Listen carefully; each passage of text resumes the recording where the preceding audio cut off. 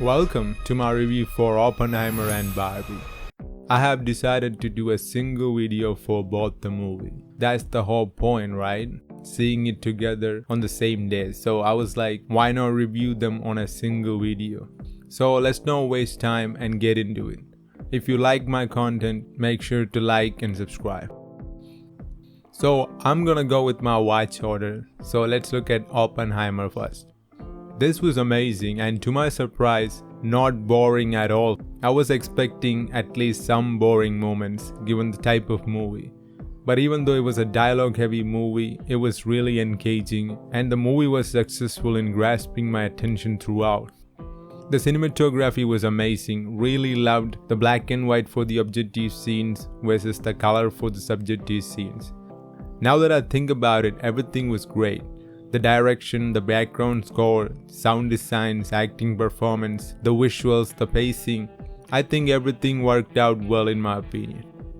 The movie had frequent time jumps back and forth, covering only the important events than showing every moment of his life.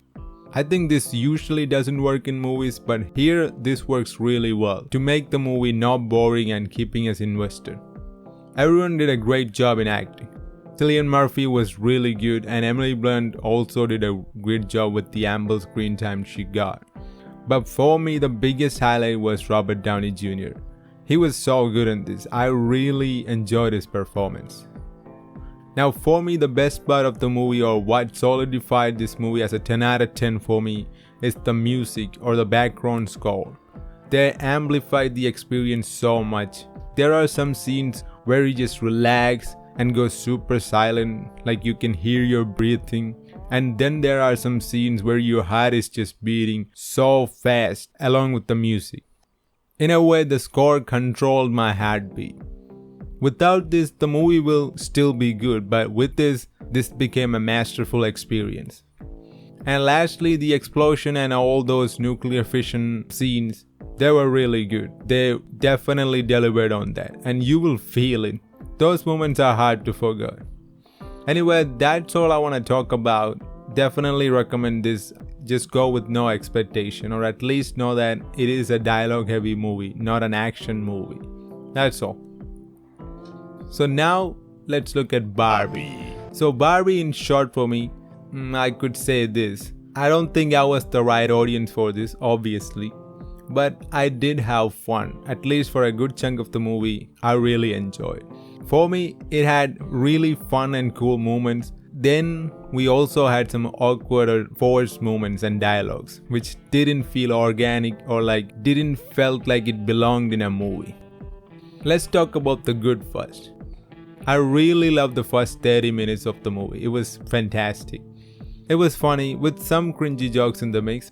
The attention to detail was really good. No milk in the carton, or like Barbie flying down instead of using the stairs. There's multiple things they do similar to that was really good. The music was definitely great. It fits the movie for sure. And the setting, the Barbie land looked really good. The actors, especially Margot Robbie and Ryan Gosling, did their job really well. They were definitely the highlights of the movie. The cameos were also great. The pacing was fast, which was good for the Barbie land sections. At the same time, the fast pacing was not great for the other arcs. So overall, the first 30 minutes of the movie is the strongest for me, or the most fun part of the movie.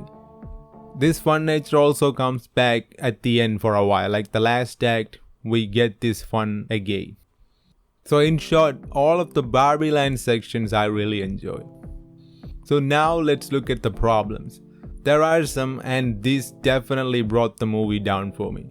The biggest one for me was Will Ferrell and his teams. They should not be in this movie. They were a waste of time. They clearly affected the theme the story was going for, like Barbie's perfect world versus the real world comparisons. This clearly affected that because this team definitely didn't belong in the real world. They were so goofy and extra for the real world that they were trying to showcase.